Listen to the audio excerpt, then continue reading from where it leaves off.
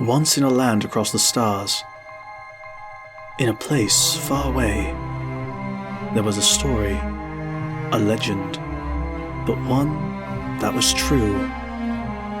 It is almost forgotten, but not quite. There are those who remember.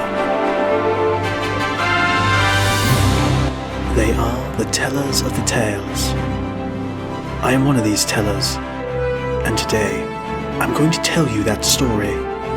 Like all history, it is something that must never be forgotten. It is the story of the Red Moon. It was on a planet very much like your own, although in other ways different.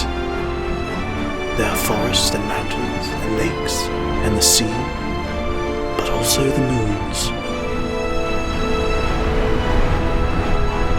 Here we are in the city of Saurian, a city by the sea, a place where nothing seemed to ever happen until one day, the day that started it all.